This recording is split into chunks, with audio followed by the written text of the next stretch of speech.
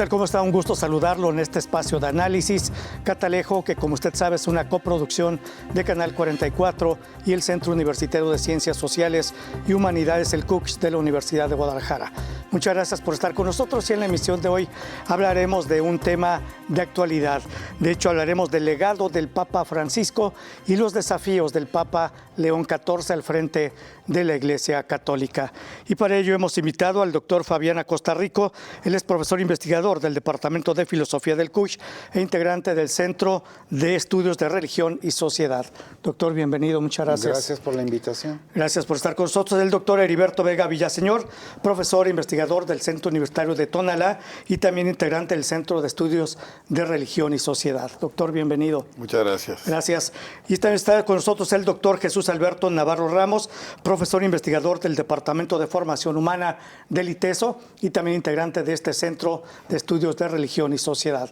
Muchas gracias por estar con nosotros, doctor. Gracias. Bueno, gracias y comenzamos. Bueno, iniciamos en estos primeros dos segmentos de esta emisión de Catalejo, pues hablemos precisamente del legado del Papa Francisco. ¿Qué dejó el Papa Francisco? ¿Cuál es su legado? ¿Y cómo podemos recordar precisamente al Papa Francisco? Iniciamos con usted, doctor Fabián Acosta. Sí, el Papa Francisco fue un hombre que siempre mantuvo una posición conciliadora y mediática. Ante la polarización que estaba sufriendo la Iglesia, veníamos de un pontificado, la renuncia de Benedicto XVI, donde parecía que los rumbos de la Iglesia Católica se enfilaban hacia el conservadurismo. Es sabido, ¿no?, que el Papa, el anterior Papa, tuvo un acercamiento muy importante con la fraternidad sacerdotal San Pío X. Nuevamente se permitieron las misas en latín y todo esto se revocó a la llegada precisamente del Papa Francisco. Sin ser completamente enemigo de estos movimientos, llamémosle así, de derecha, sí les puso un hasta aquí, por así decirlo. Pero por otro lado, con lo que podríamos llamar los movimientos progresistas al interior de la misma Iglesia, como el camino sinodal alemán, por ejemplo, él no se abrió de capa ante ellos, no les dio un sí a todas las reformas que querían emprender. Entonces se mantuvo en un muy inteligente y equilibrado punto intermedio entre los que querían un regreso a una iglesia, por así decirlo, preconciliar antes del Concilio Vaticano II, y aquellos que querían proyectar a la iglesia hacia un futuro cada vez más cercano al reformismo, llamémoslo así, evangélico, anglicano o protestante, ¿no? Bien, gracias, doctor. Doctor Heriberto Vega. ¿Qué más podemos hablar del legado del Papa Francisco? Pues creo que los gestos del Papa Francisco fueron, junto con las palabras, las encíclicas, las señales más claras. Y creo que el primero fue el viaje a Lampedusa, a esta islita, ¿no?, de paso para los migrantes que vienen de África y que van a Europa. Y ese fue su primer viaje, o sea, una señal muy clara por quién estaba apostando, y creo que eso se entendió muy bien, y todo el tema migración, ¿no?, todo el tema de atención a los migrantes y junto con ellos a todos los que él llamaba los descartados, ¿no? El gesto de ir a las cárceles, ¿no?, a lavar los pies a los reos y a veces, muchas veces mujeres, ¿no?, en la celebración del Jueves Santo.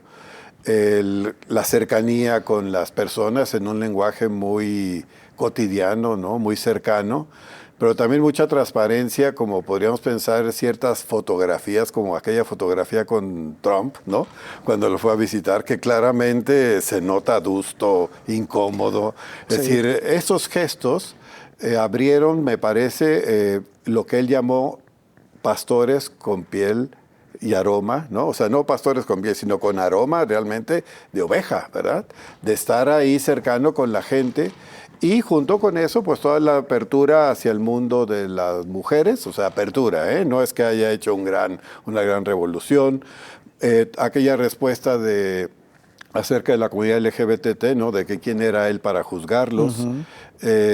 Estas otras cercanías de ir de repente a los barrios, a las parroquias cercanas, de besarle los pies a ciertos líderes que estaban enfrentados y con ese gesto abrir la ocasión al encuentro. Es decir, creo que fue un papa pastoral, lo podemos decir, que rompió también con mucho del modelo de autoridad, o sea, la misma manera como salió cuando lo nombraron, era una ruptura con la forma tradicional de vestir un papa, dejó, ¿no?, aquella ornamenta, aquella cruz de oro, y sale prácticamente con su sotana, ¿verdad?, y diciendo, oren por mí. Es decir, este legado de cercanía, de estar a favor de los más desfavorecidos y una atención muy particular a la migración, con todo lo que eso implica, la crítica al sistema capitalista, todo el cuidado de la tierra con sus encíclicas, pues fue como muy congruente con los gestos, ¿verdad? Que a lo mejor obviamente causó mucho escozor en algunos, pero lo logró.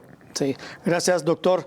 Doctor Jesús Alberto Navarro, pues básicamente él dio preferencia a los pobres, a los descartados, como ya mencionó. También hizo un llamado a la acción contra la indiferencia, las reformas que hizo en materia de la Iglesia y el fomento del diálogo y la fraternidad, cercanía y estilo pastoral. También podemos hablar de un legado del Papa Francisco, ¿no? Yo pienso que sí, y este ejercicio pastoral tenía una clave de lectura, a mí me parece, no sé si estuvieran de acuerdo conmigo, pero es el regreso a los orígenes del cristianismo. De alguna manera, lo que estaba buscando el Papa Francisco era como retomar los elementos centrales del cristianismo antes de que existiera toda la estructura que hoy tiene la Iglesia Católica. En ese sentido, apelaba mucho a la cercanía con las personas, el hecho de estar en Santa Marta, que va a ser otro de los signos muy importantes, no en el Palacio Apostólico, sino viviendo en un espacio que era como una especie de residencia momentánea de los que estaban de paso, casi como un hotel. Hablaba también de la posición del Papa Francisco, a mi juicio, en una estructura que está acostumbrada por el peso de los siglos a mantenerse muy firme, difícilmente cambiable. Entonces él empieza a meter unos elementos que van transformando poco a poco. Otro de los legados va a estar en términos también de esta consideración de la opinión de los demás. En términos de la autoridad, se rodea de un grupo de cardenales para tomar decisiones, para ir haciendo las reformas de la curia, que van a ser las más importantes, pero luego también para poder gestionar los documentos pontificios. A mí me parece que ahí hay una clave importante también de lectura del trabajo pastoral. Insiste mucho en la evangelización. No es que los otros no lo hicieran, pero veníamos de una etapa que algunos autores señalan como de invierno eclesial. Es decir, el trabajo de Francisco, el legado de Francisco está en términos de un jardinero que está empezando la primavera. Y en la primavera se rompen las cosas, se podan los árboles, se ve cómo están las plantas y se dan estos cambios. Muy bien, doctor. Pues regresando de un corte, me gustaría que hablaran de las encíclicas, porque él tuvo pues 4 encíclicas, las que él pues redactó y dio a conocer. Realizó los viajes apostólicos, de hecho visitó 66 países en 47 viajes apostólicos. No sé si algún papa haya viajado tanto como lo hizo Francisco, pero después de la pausa me gustaría que ustedes hablaran y sobre este tema, el legado del Papa Francisco. Ya volvemos. Sí.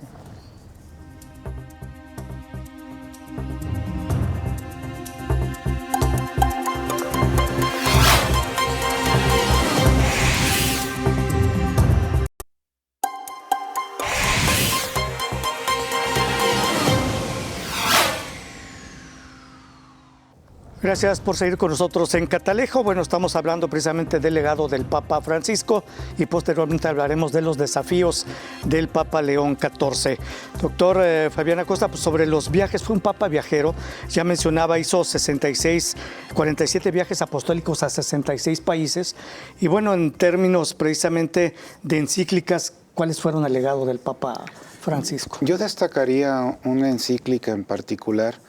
Creo que fue la segunda encíclica Laudatum Si, en donde hizo un llamado no solamente a la Grey Católica, no solamente a la cristiandad, sino me atrevería a decir que esta encíclica tuvo un alcance mundial. Él puso énfasis precisamente en la búsqueda del cuidado de la casa en común, entendiéndola esta como el planeta Tierra, que todos habitamos indistintamente del credo o no credo que profesemos.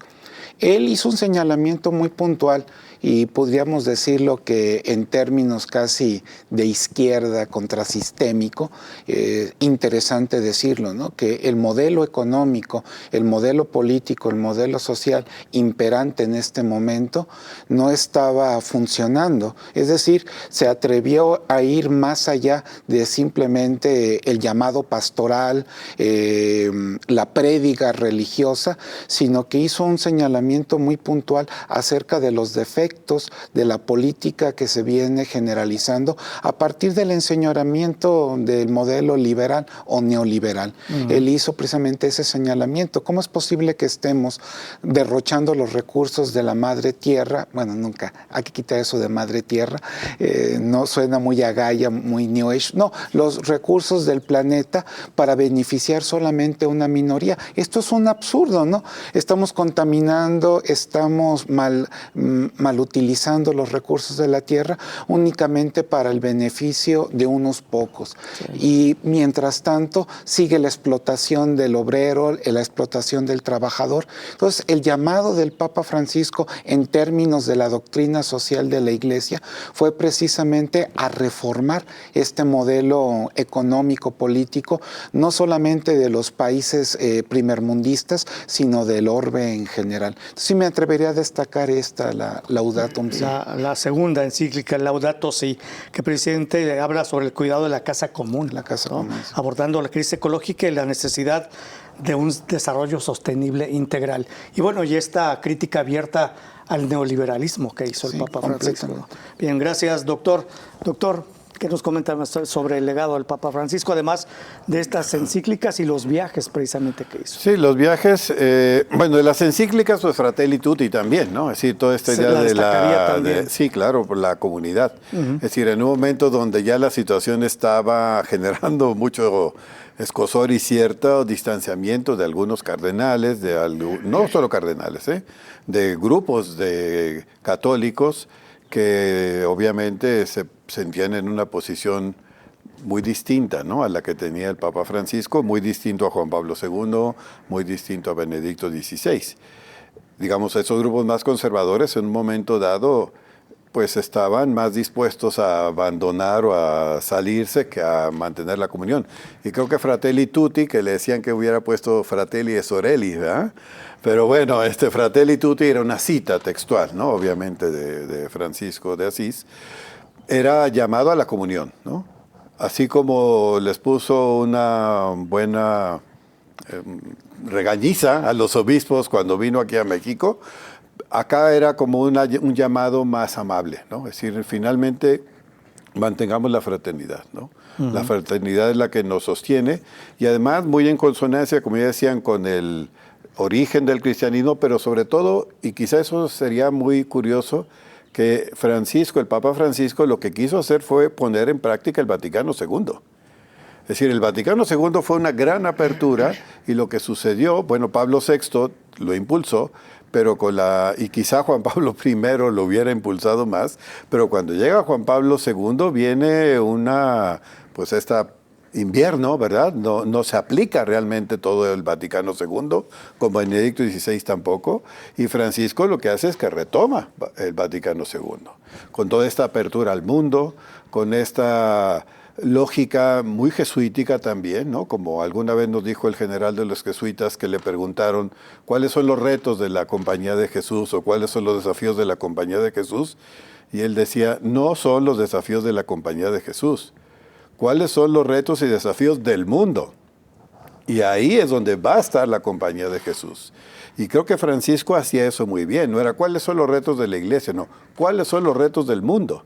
Y frente a esos retos del mundo, entonces llevo a la iglesia hacia allá, pero desde mi propia persona. Entonces ahí Fratelli Tutti logra eso. Y la última, que quizás se habló menos, pero el nombre... Dilexit Nos, que le ponen como el Sagrado Corazón, pero en realidad es sobre el amor, ¿no?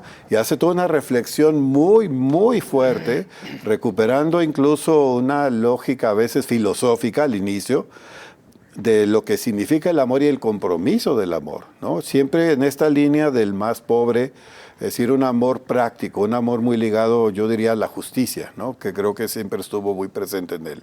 Amor y justicia social, es decir, no es como un amor espiritualista, desencarnado, sino un amor encarnado. Y creo que él eso lo logró, y eso desde su texto, que fue el que pues ya fue en el 24, digamos que tuvo poco difusión, pero habría que retomarlo. Y yo creo que el Papa actual en alguna medida va a estar retomando mucho de este último, de lo anterior, pero también de este último. Pero creo que ahí es un legado importante también. Sí, Dilexit nos habla precisamente, reflexiona sobre el amor humano y divino del corazón de Jesucristo. Así es. Doctor Jesús Arturo Navarro. Bueno, a mí me parece que la primera encíclica es un plan programático y el actual Papa ha retomado algunas frases de ahí. Esa va a ser para la siguiente parte del programa, pero me parece que va a resultar interesante el ir ubicando por dónde está perfilándose. Y cuando toma el nombre de Francisco, de alguna manera ya también nos está señalando cuál es el derrotero. En los nombres de las encíclicas hacen alusión también a la tradición franciscana. Es decir, hay un legado jesuita que tiene que ver con el discernimiento que está propuesto ahí, luego, y sobre temas candentes o conflictivos, por ejemplo, la comunión a los divorciados vueltos a casar, que queda en una nota al pie de página, pero que genera tal revuelo entre los grupos más reactivos a las propuestas, que finalmente, pues, me parece que ahí es donde estarían los puntos más importantes del trabajo. No está en todo el texto. Y hay una cosa muy curiosa, que no sé si coincidan conmigo, pero formalmente el Concilio Vaticano II nunca se fue, siempre estuvo en los documentos, y en ese sentido los documentos pontificios siempre son muy hábiles para estar citando el legado de los del pasado, algo a lo que habría que estar atentos también en este momento. Entonces se puede decir que se está siguiendo el concilio porque está en los documentos, pero no necesariamente en las prácticas. Y me parece que la reforma que va proponiendo el Papa Francisco tiene que ver justamente con operar con los criterios del concilio.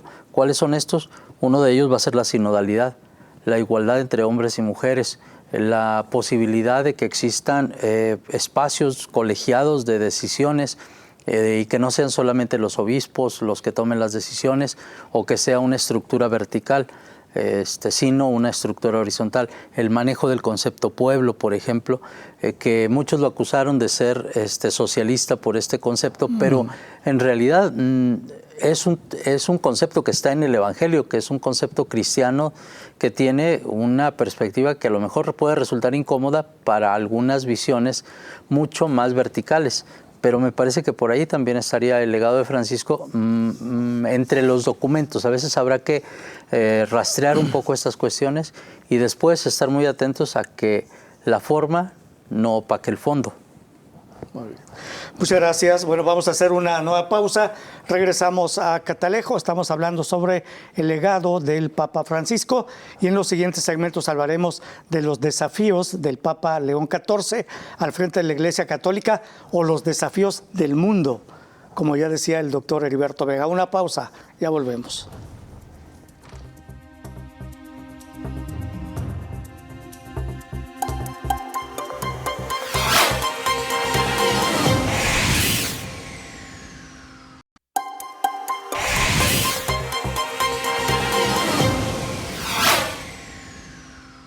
Continuamos en Catalejo, gracias por seguir con nosotros. Bueno, los desafíos que enfrenta precisamente el Papa León XIV son variados, apremiantes, muchos de ellos. Asume liderazgo en un momento complejo y se encuentra precisamente ante una variedad de cuestiones que son cruciales. Sanar las divisiones, fomentar la unidad, el papel de la mujer en la Iglesia, la inclusión de la comunidad LGBTQ+, la reforma de las finanzas vaticanas, el diálogo con el mundo contemporáneo, el crecimiento de la Iglesia en el sur global y el ecumenismo y el diálogo interreligioso. Yo diría que esos serían algunos de los desafíos. ¿No estén de acuerdo ustedes? Doctor Fabián Acosta, iniciamos con usted. Desafíos del Papa León XIV al frente de la Iglesia o al frente de la Iglesia de cara al mundo. Sí, el Papa Francisco ya dejó entrever una problemática que aqueja severamente no solamente a la Iglesia Católica, sino a todas las religiones. En un documental llamado Amén, Diálogo con el Papa Francisco, él precisamente se dio a la tarea de dialogar con una serie de jóvenes muy pluripintos, desde un protestante, una católica de ideas feministas o progresistas, una no creyente, una sexoservidora. En ese diálogo que él entabló con estos jóvenes, ya dejó entrever cuál es una de las directrices que tiene que seguir la Iglesia Católica de frente a esta posmodernidad. Esa posmodernidad, obviamente, lo que tiene como signo antropológico y sociológico muy acendrado es la pluralidad y diversidad.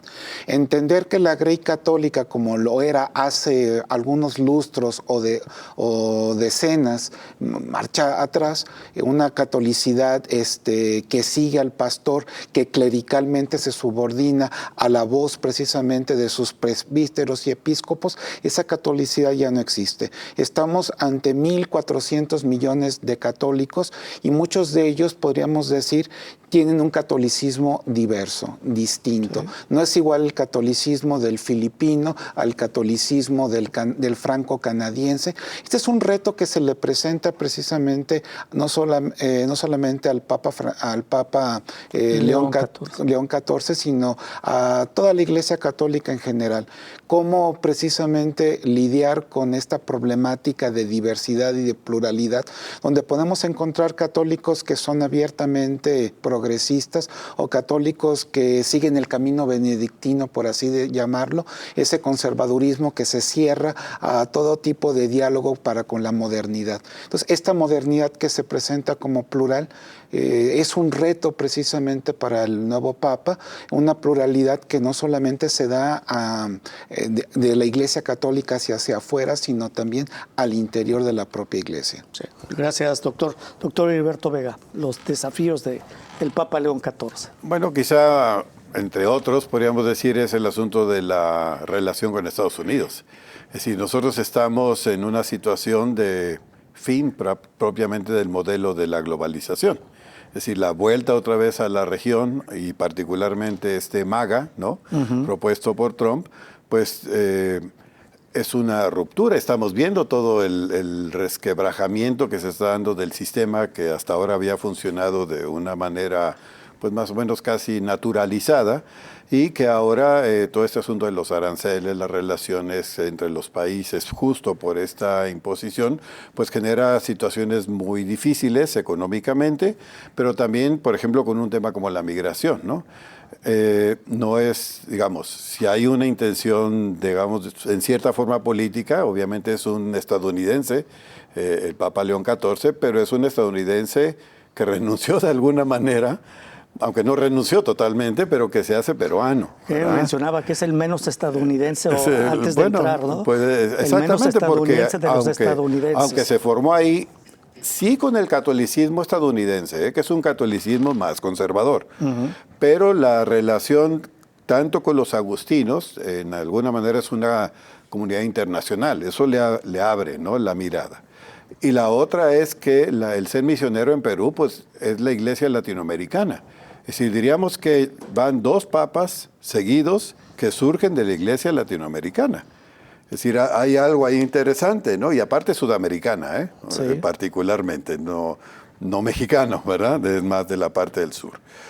Y él, en ese sentido, la relación que va a tener pues con Estados Unidos va a ser interesante. Decía, él es Robert Francis Prevost Martínez.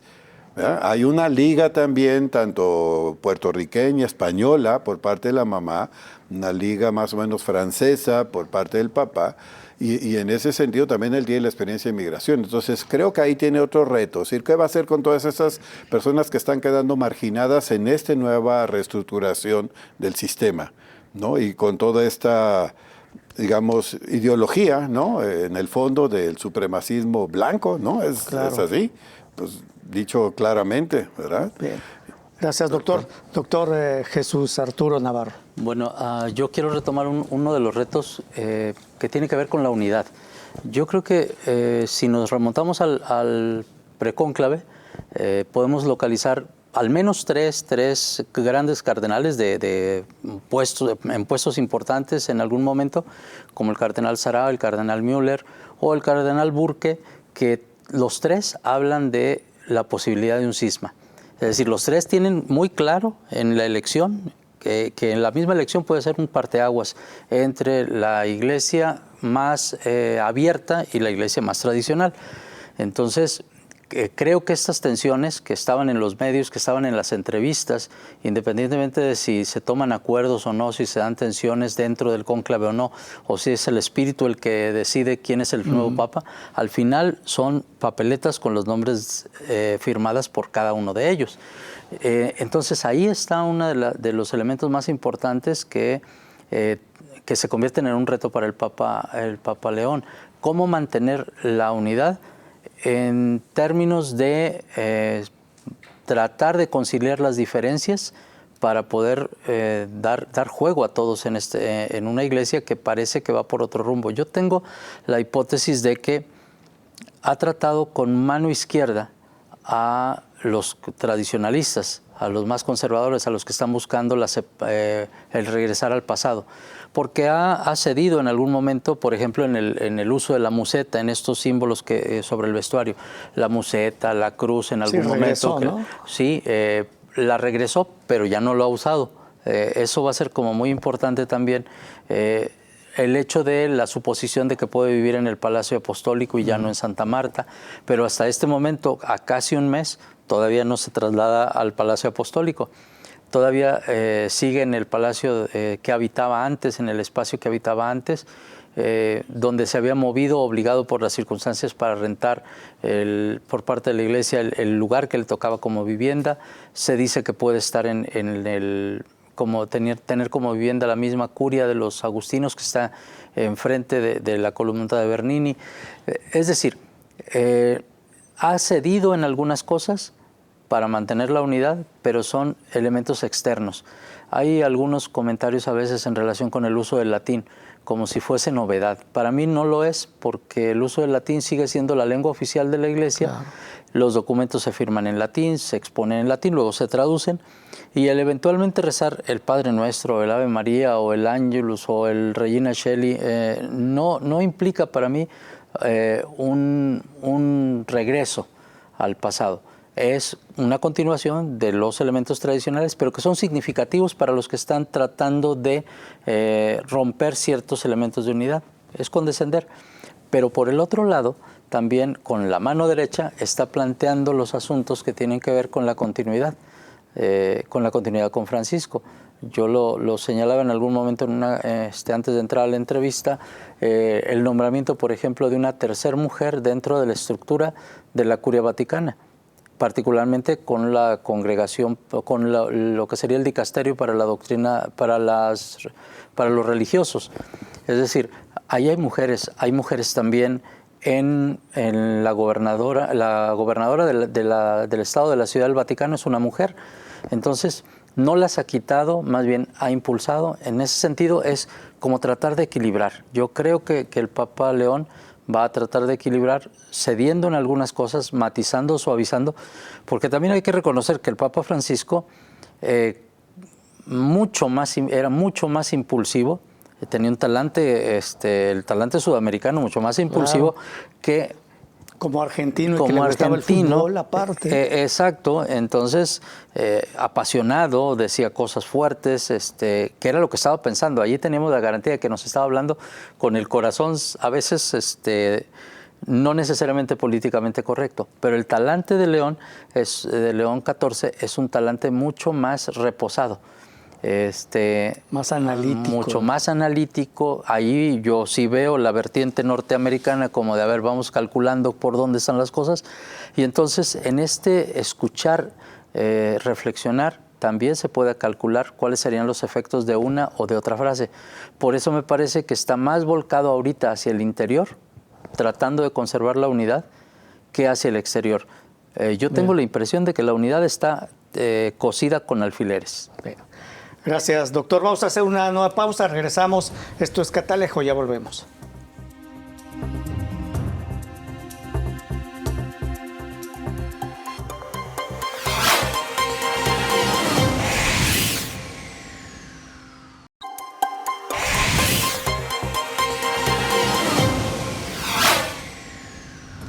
Bueno, continuamos en Catalejo. En este segmento estamos hablando precisamente de los desafíos del Papa León XIV al frente de la Iglesia Católica. Y les preguntaba, ¿les sorprendió a ustedes precisamente que haya sido elegido León XIV como el nuevo Papa, en sustitución del Papa Francisco? Y sobre todo les preguntaba, fue muy rápido el cónclave, ¿no, doctor Fabián Acosta? ¿Y cómo se operó precisamente este tema? Porque estabas hablando, es que el Papa Francisco le dio como reflectores, ¿no? Sí, bueno, fue en promedio, ¿no? La elección del Papa, ni fue muy de insofacto, pero tampoco se prolongó demasiado. Siempre son aproximadamente entre 48 a 72 horas en las últimas elecciones papales. Y la sorpresa como tal, bueno, pues muchos ya manejaban la idea de que ya le tocaba a Europa, de que precisamente tenía que ser un papa italiano de preferencia, el que asumiese ya la titularidad de la Iglesia Católica, pero habría que entender, como ya lo estábamos dialogando previo a que regresáramos al aire, el Papa Francisco de alguna manera, si bien no le puso el dedo directamente, sí le dio la visibilidad necesaria. Estaba al frente del dicasterio de los obispos. Entonces, cuando entendemos que el 80% de los obispos que se presentaron ya habían sido de alguna manera electos directa o indirectamente por el Papa Francisco, ya más o menos sabemos hacia dónde iba la elección.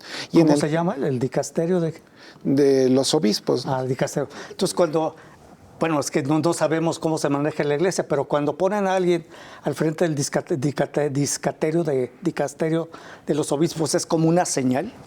No sé, no es como el secretario dice, de Gobernación, está, ¿no? ¿verdad? Así, aquí en México. No, pero le dio la visibilidad necesaria.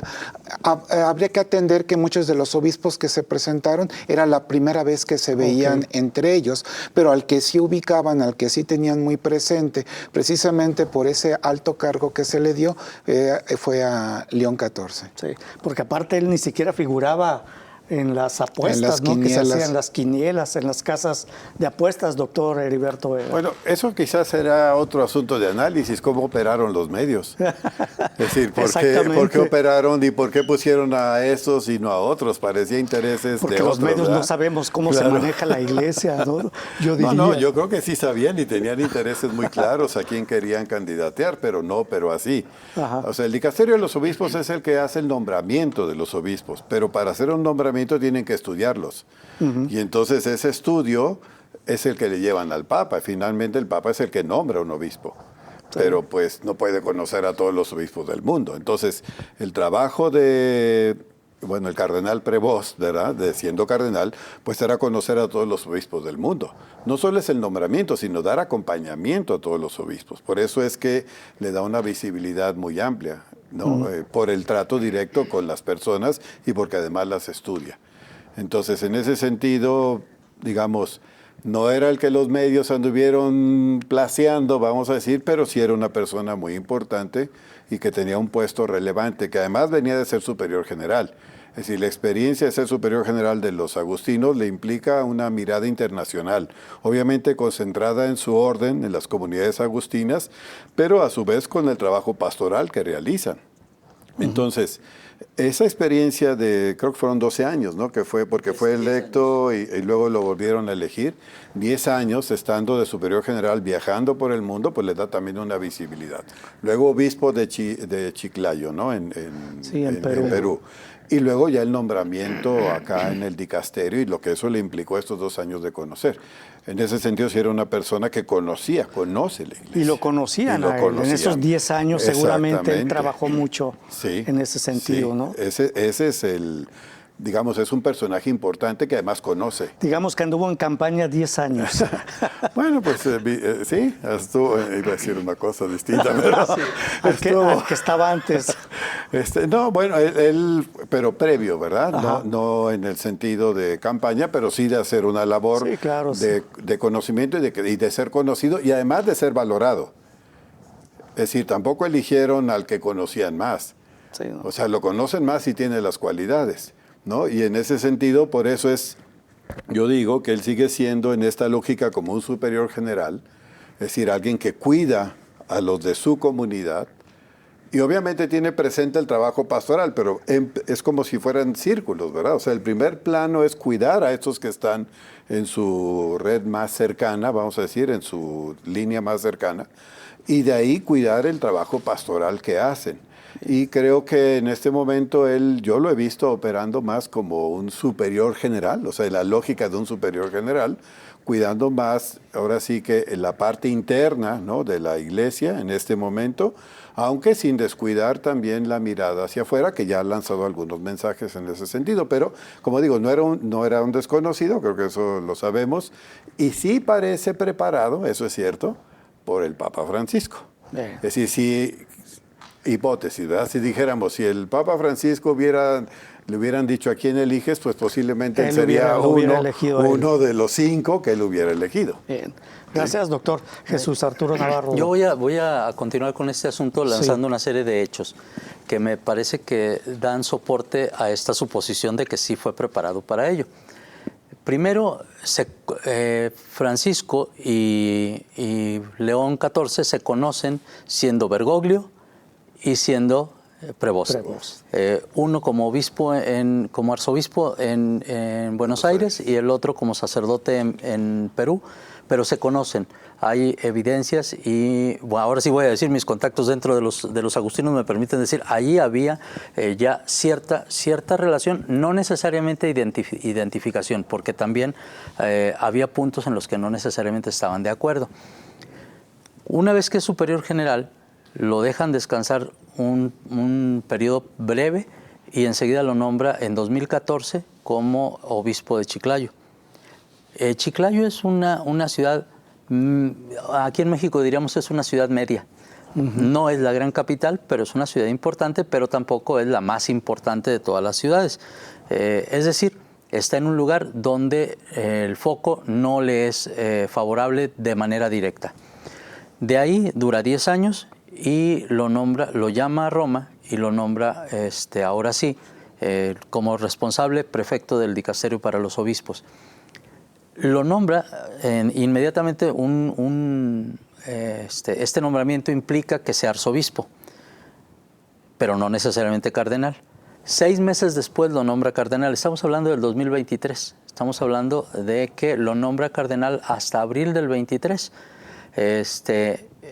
Y lo hace visible en términos del conjunto de los obispos en enero del 23. Sí. ¿Por qué es visible? Porque todos los cardenales y los obispos tienen que negociar con el cardenal que es el encargado del dicasterio de los obispos. Es decir, los nombramientos pasan por las manos también de ellos que hacen el proceso, por el nuncio, le llevan los datos, revisan los expedientes y eventualmente se dan también estos procesos finalmente de diálogo para ir conociendo al personaje que va a ser nombrado obispo. Entonces, está ahí. Tiene contacto con todos los demás, pero hay un hecho que estamos no nombrando, y es que lo pone de encargado de este dicasterio y además de miembro del consejo de 9 dicasterios más. ¿Qué implica esto? Que está metido en los consejos y está observando, y no los pone en cualquier dicasterio, no lo pone en cualquier dicasterio, son 15 en la Iglesia Católica. De esos 15 está en 9. ¿Qué conocimiento puede tener alguien que está en 9? Pues una cantidad enorme, enorme, desde aquellos que tienen que ver con educación, con los religiosos, con los obispos, con el clero, donde se tomaron decisiones fuertes por parte de Francisco. Allí está como observador, como miembro del consejo, el cardenal Prevost. Es decir, tiene conocimiento y tiene visibilidad y tiene interlocución. Desde mi punto de vista, sí hay un claro ejercicio del Papa Francisco de poner sobre la mesa su candidatura sin decirlo, pero no se necesita. La forma es fondo. Claro. Decían en México algún político mexicano, y yo creo que en eso sí tenía razón. Está en el lugar donde todo el mundo lo ve. Ahora, ¿cuándo empieza a surgir Prevost? 2 días antes en las congregaciones generales. Cuando se define el perfil, yo creo que yo no le quito méritos al cardenal Prevost en términos de autoridad moral, en términos de sus capacidades para estar donde está, pero sí me parece que de alguna manera, sin ser el delfín, fue puesto en el lugar para que los demás también lo observaran. Y lo interesante de haber sido elegido en los primeros momentos del cónclave es que se había logrado un acuerdo.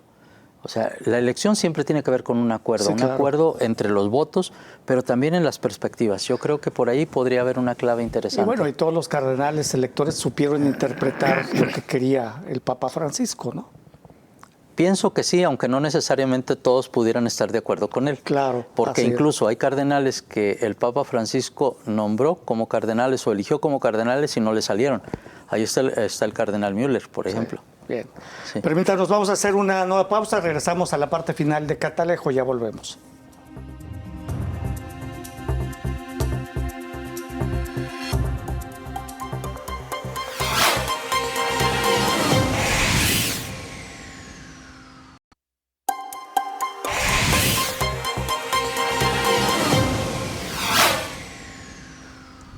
Bueno, llegamos a la parte final de Catalejo. Gracias por seguir con nosotros. Bueno, básicamente nos queda tiempo para preguntarles sus conclusiones sobre este tema. Doctor Fabián Acosta, los desafíos del Papa León XIV. Pues como se ha estado manejando en esta mesa, el Papa tiene tanto unas problemáticas internas que subsanar dentro de la Iglesia, pero también está en un contexto de posmodernidad que también por sí mismo representa un reto para el Papa. Podemos entender que un fantasma recorre, por ahí decían, ¿no? Latinoamérica, un fantasma recorre los pasillos del Vaticano, que es el fantasma del cisma. Podemos decir que hay tanto del lado de los franceses como del lado de los alemanes, de los progresistas como del lado de los neoconservadores, una especie como de disidencia, de malquerencia hacia la figura vaticana, hacia la figura papal, que se han mantenido hasta el momento simplemente como contestatarios y críticos, pero que por ahí está latente esa problemática de si aquellos que quieren seguir una política preconciliar o una política más abierta posconciliar. También pues tenemos el reto de un mundo cada vez más plural y cada vez más diverso.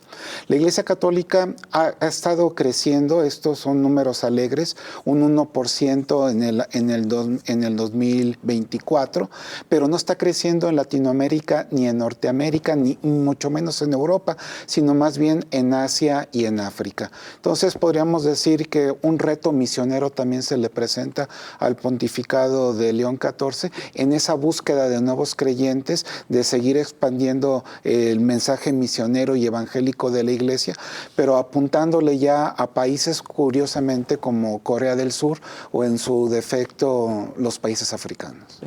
Gracias, doctor Heriberto Vega. Bueno, quizá el reto de, al mismo tiempo, dar continuidad, obviamente, creo, a algo de lo que él comulga o comulgó con el Papa Francisco, pero también a poner su propio sello, sí, claro. A poner en la mesa también las que podrían ser sus propias apuestas, ¿no? Y creo que sus apuestas podrían estar ligadas, por lo que yo le he escuchado ahora, algo a su carisma, digamos, agustiniano, ¿no? Esta idea de la interioridad, creo que él, en las intervenciones que ha tenido, como que ha promovido este trabajo de interioridad, ¿no? En esta idea muy agustiniana, ¿no? Te busqué, ¿no?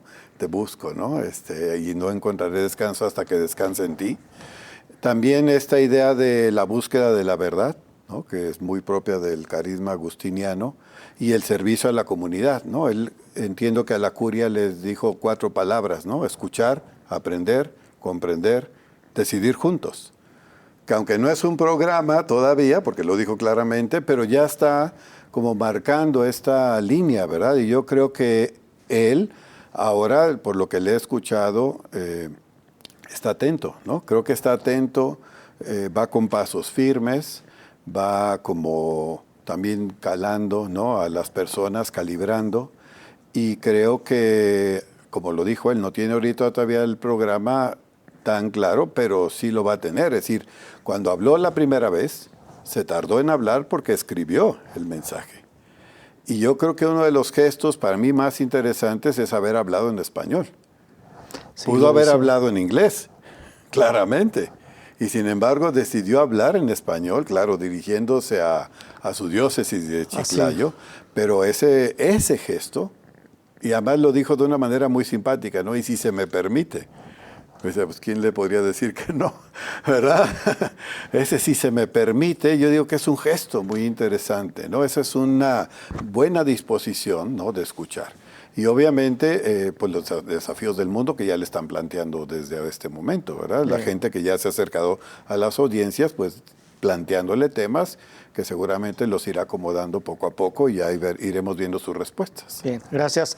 Doctor Jesús Arturo Navarro. En este momento me parece que uno de los temas pendientes, que todavía no sabemos por dónde se va a perfilar, pero ya al menos lo ha bosquejado, es el diálogo con las preocupaciones del mundo, como decía el documento de Gaudium Spes del Concilio.